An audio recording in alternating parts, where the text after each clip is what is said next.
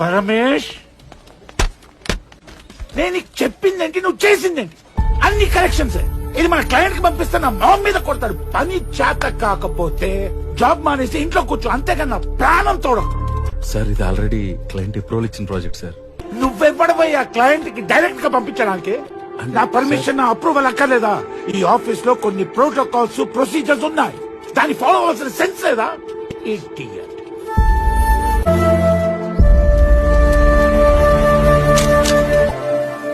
Hello నాన్న. అయ్యా పరమేశు, ఎలా ఉన్నావురా?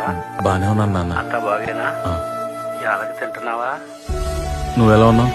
నేను బానే ఉన్నా, కానీ మీ అమ్మకేమైంది నాన్న? ఒంట్లో చక్కెర ఎక్కువైంది. ప్రభుత్వ దవాఖానలో పని అవ్వట్లేదు. ప్రైవేట్ దవాఖానకి తీసుకెళ్దాం అనుకుంటున్నాం. పైసలు ఏమన్నా ఉన్నాయా? పంపిస్తాను నాన్న. సరే అయ్యా, జాగ్రత్త. మనం 15 ఏళ్ళు స్కూల్కి వెళ్తాం, 2 years ఇంటర్, మరో 4 ఏళ్ళు బీటెక్, ఆ పైన 2 ఏళ్ళు ఎంటెక్. ఎంత కష్టపడి చదివేది ఎవడో ఒకటి కింద 30,000 40,000 జీతం కోసం పనిచేయడానికారా? అంత కష్టపడి పనిచేసినా కూడా నువ్వు చేసిన పని గుర్తింపు లేకపోతే అది ఎంత నరకమో తెలుసారా? అది పని చేసినట్టు అనిపించదురా, బానిసత్వంలా అనిపిస్తుంది. రే నాకు అనిపించదేంట్రా జాబ్ మానేసి రెస్టారెంట్ పెట్టుకోవాలని.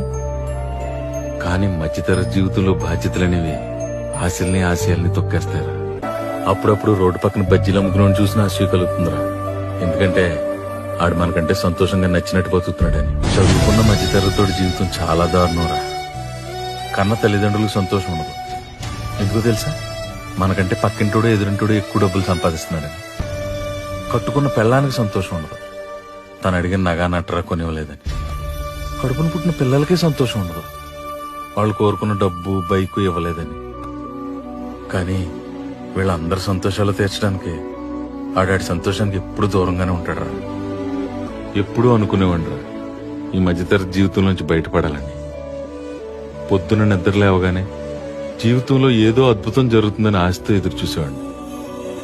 రాత్రి అయ్యేసరికి ఏమీ చేయలేననే నిరాశతో నిద్ర పట్టేది కాదురా. రోజులు గడిచే కొద్దీ హోటల్ పెట్టాలనే నా కల ఎప్పటికీ తీరదనే బాధ నా మొహంలో చిరునవ్వుని చెరిపేస్తుందిరా. కోరుకున్న జీవితం వేరు, బ్రతుకుతున్న బతుకు వేరు.